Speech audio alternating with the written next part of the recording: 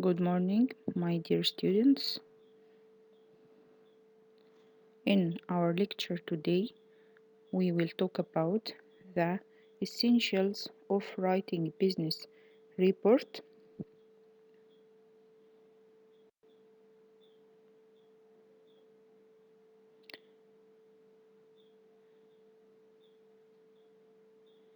In our lecture today, and after this lecture today, my dear students, you in this chapter, you should be able to answer number one, what's the business communication? Number two, what's the business report? Number three, why do we write reports? What's the purpose of writing business reports?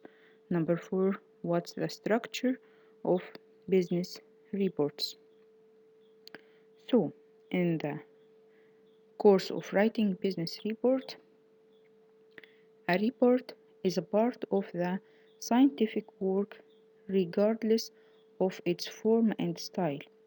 The functions of a report are information on the work performed, observed results, and communication are drawn.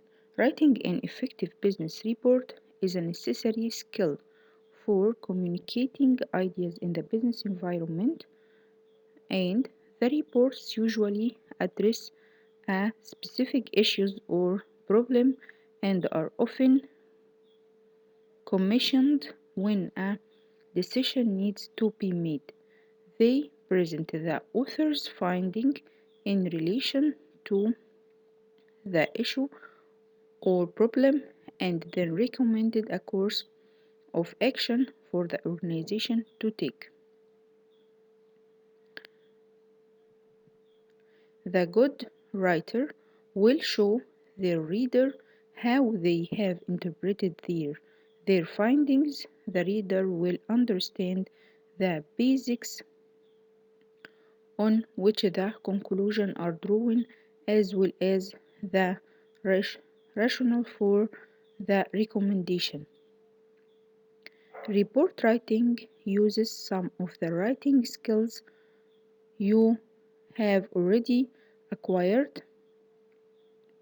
In our handbook will help you plan, structure, and write a basic business report. Remember, though, that reports will vary according to their purpose and the needs of their readers throughout your university career. Different courses and different lectures might have slightly different requirements for reports.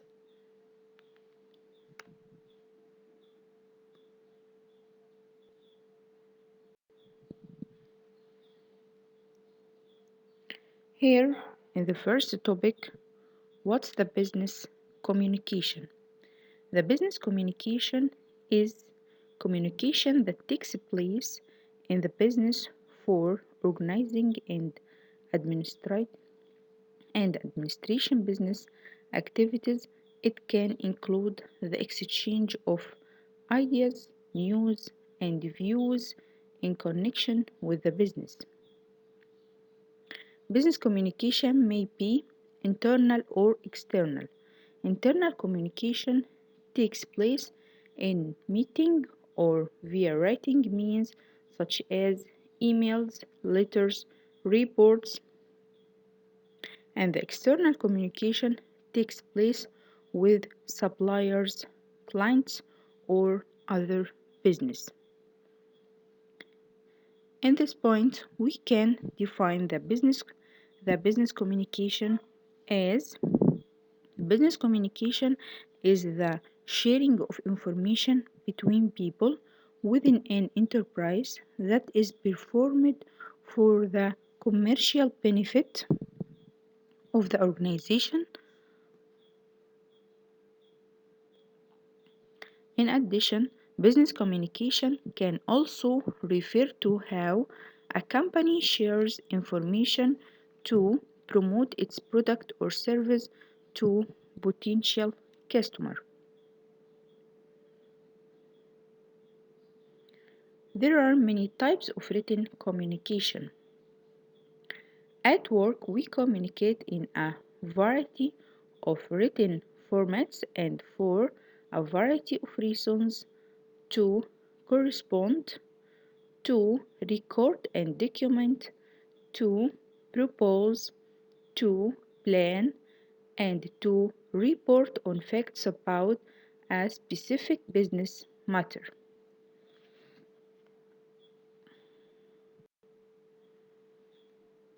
In the second topic here, we should answer about what's the business report. As mentioned above, you can write business report in a range of formats and for a variety of purposes, whether you need to report on a project, a product analysis, a feasibility study, research findings, or something else. Reporting writing is a skill you will use again and again. The business reports are a type of assignment in which the writer analyzes a situation and applies business theories to produce a range of suggestions for improvement. They are an essential part of doing business, and one's ability to be proficient in the area is critical to the ability to pursue commercial success. A report is a written presentation of factual information based on an investigation or research. Reports form the basic for solving problems or making decisions, often in the subject of business and the science. The length of reports varies. There are short memorandum or memos report and long reports. Most often you will be asked to write a long report. So we can define the business report. We will return to our slide here to define the business report. We can define it as a business report is an orderly, objective communication of factual information that serves some business purpose. The second definition, a business report is an impartial, objective, planned presentation of a fact to one or more persons for a specific significant business report. The third definition, a formal communication written for a specific purpose that includes a description of procedures followed for collection and analysis of data, their significance, the conclusions drawn from them, and the recommendation if required.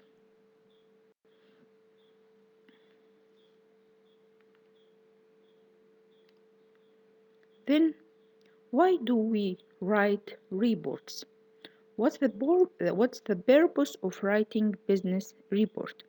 The prime objective of reports is to help a business to take accurate decisions. We compile reports for many reasons. We write the reports to carry business information to the several parts, to analyze data for interpretation, to help planning by providing factual information, to help decision making by providing necessary information and evidence, to help establish effective control systems, to help reduce and resolve organizational disputes, to help to bring effective coordination between and among departments, to find out the reason behind the problem, to present the findings of an investigation or inquiry, to recommend a specific action to solve a problem.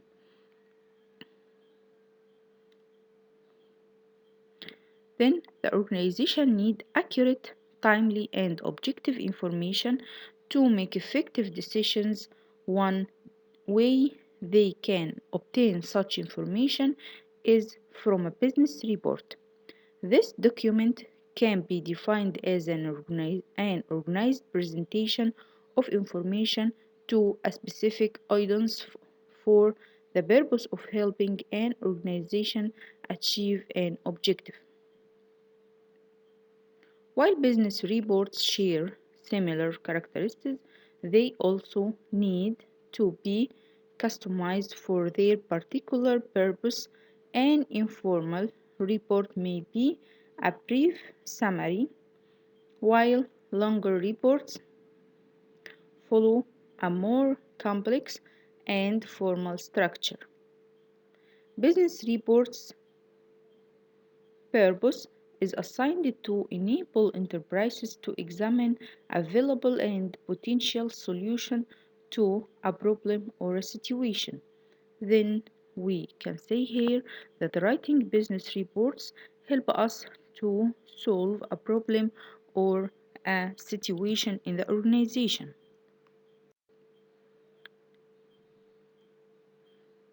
Then, what's the structure of the business report? What's the components of a business report? The components: number one, the covering letter or memorandum; number two, the title page; number three, an executive summary; number four, contents list or table of contents; number five, the introduction; number six, body of the report; number seven, findings and discussion; number eight, summary and conclusion; number nine, recommendation; number 10, the references of our report.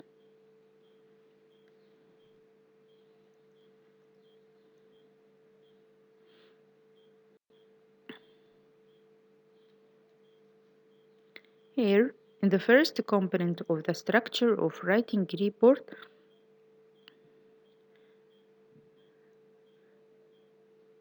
the title page can be consist of the name of the report, the name, title, and organization of the individual receiving the report, and a picture that is relevant to the report, author's name, title, and organization, and in the end, date submitted. Longer reports have a title page containing the title and perhaps the objective of the report, the author, and the date.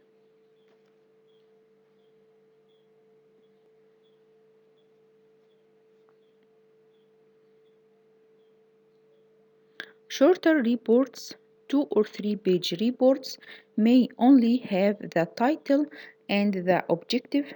The title page should be brief but descriptive of the project. Title page should include the full title, the person or organization it was prepared for, the person or people who prepared it, the date of submission of the report. No page number.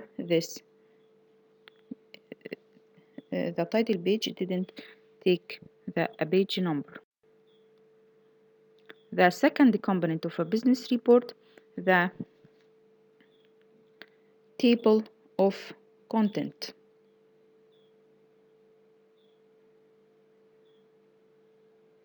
The table of content shows the beginning page number of where each report heading appears in the report. Connect the page number and the heading with spread dots or leaders. Don't number this page. The table of contents follows the executive summary on a new page. It states the pages for various sections. If business report is over several pages, a table of contents help reader to locate information quickly by giving them an overview. All section headings and subheadings should be included, numbered exactly as they appear in the next table. A list of illustrated might be included on a separate page. A list of appendixes needed. The appendix letter, its title and page number. A glossary may also be required if a large amount of unfamiliar vocabulary, symbols, abbreviations, and acronyms are included.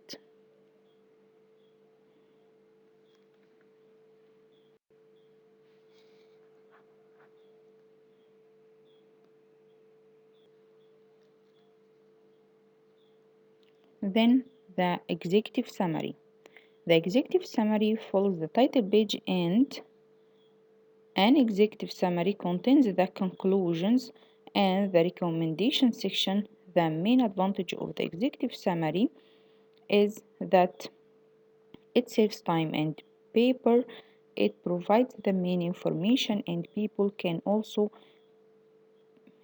ask to see the whole report if they want further. The executive summary should be a half to one page. The executive summary here should include the following: why, what's the purpose of the executive summary, what's the scope or breadth of investigation, how, what's the methodology in this report, what you found out, major findings with key statistics, and so what analysis, conclusions, and recommendations.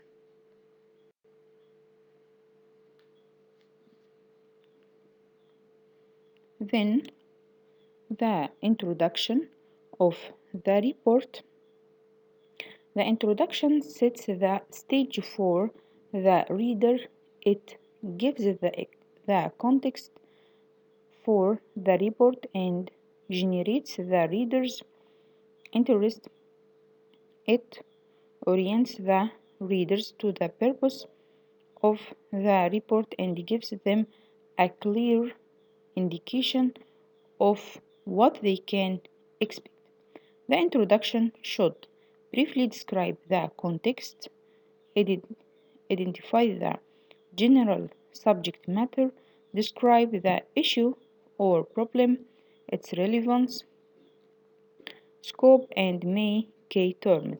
State the overall purpose, and the introduction should outline the scope of the report and give an overview of the report structure, including the sections and their relationship to the issues.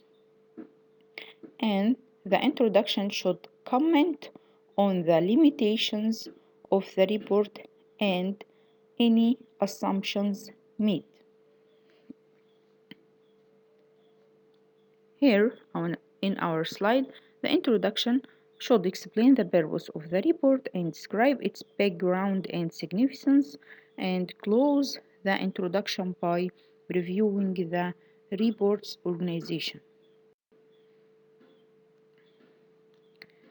Then, from the main components of the reports is the body of the study or results of the study.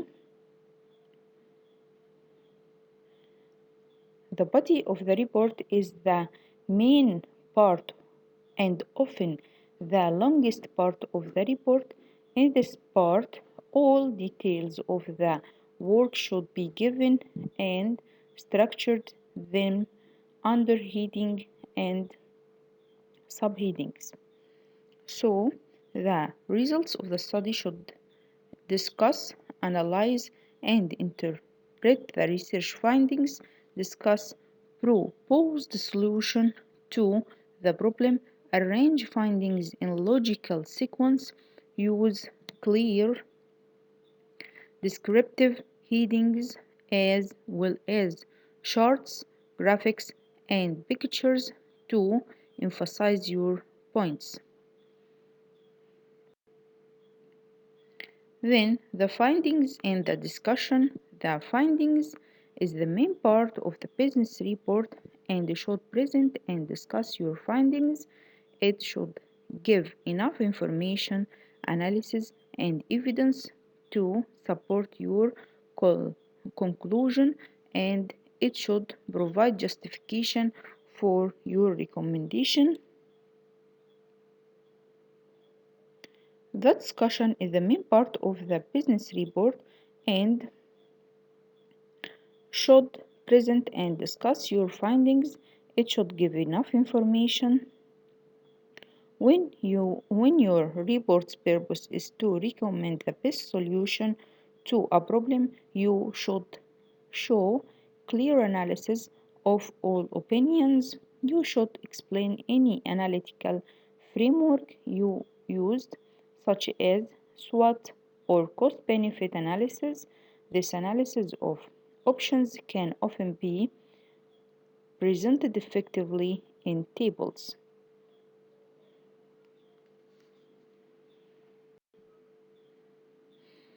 Then the conclusion and the recommendation explain what the findings mean in relation to the original problem. Use numbered recommendation that suggested actions for solving problem.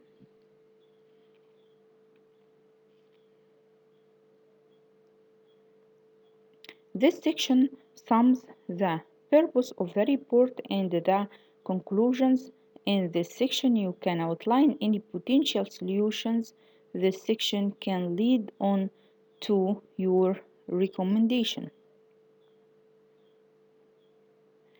When writing conclusion, interpret and summarize the findings, say what they mean, relate the conclusions to the report problem, limit the conclusions to the data presented, don't introduce new material, number the conclusions and present them in parallel form, be objective, avoid the dismiss ideas. Then you can write the recommendation. Recommendation are the suggested actions based on report findings. They must be both relevant and visible, covering what needs to be done, who needs to do it, how, when, and where it needs to be done. Then we will go to the references. The references, like here, can types by many different types. It's essential to the references essential to include an accurate reference list of the material that used in the business report. You will need references when you have included any information from other sources, including statistics, facts, and opinions, which is not yours. There are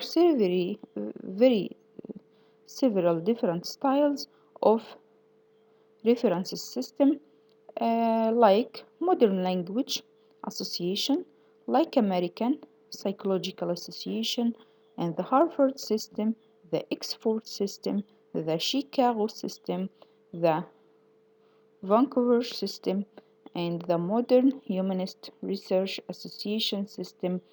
We have many examples about these systems in our handbook. Thank you, my dear students. Goodbye.